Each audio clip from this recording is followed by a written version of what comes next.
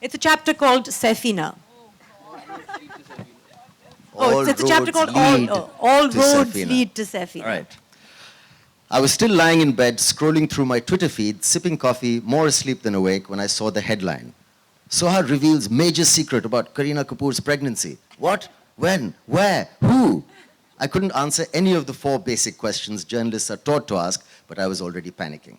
The coffee had turned to mud in my mouth and I was finding it difficult to breathe.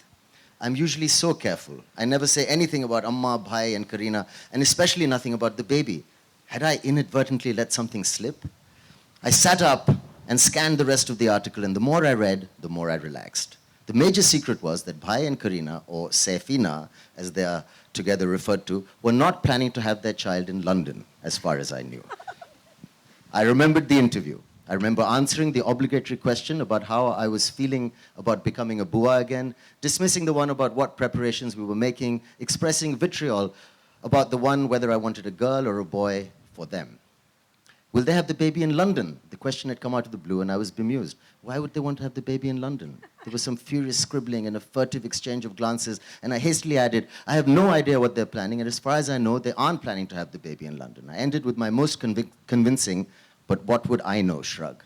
So the fact that the baby would not be born in London, or Bolivia, or Zimbabwe, or Mars for that matter, was major news.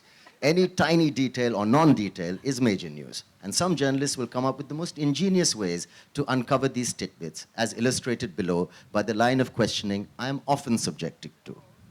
Whilst premiering the first episode of The Great Indian Home Makeover, a televised show on interior redecorating that I host. Question. Tell us about the show. Answer. It's a home makeover show where we surprise the homeowner and make over one room in the space of 48 hours. Question. Speaking of redecorating, how are you doing the baby's room in Safina's house? Whilst at a press conference for Balmain watches. Question. Tell us what you like about Balmain watches. Answer. They are stylish, elegant, and feminine. A woman's watch is more than a timepiece. It's a piece of jewelry, a style accessory. Question. Speaking of time, it's a happy time in the family with the baby coming. When is it due? Whilst at a store inauguration for a jewelry brand. Question. What is your favorite piece of jewelry? Answer. My engagement ring, for obvious reasons. Question. Speaking of rings, you will be ringing in the new year with a new family member. How will all of you spend New Year's Eve? Whilst promoting the film 31st October. Question. Tell us about the film and your role in it. Answer. It's a real-life story about a 1984 anti-Sikh riots, and I play a Sardarni. I have 3 children in the film. Question. Speaking of children. Okay, this one I can forgive. Whilst at a Femina Diva style contest. Question. What does style mean to you? Answer.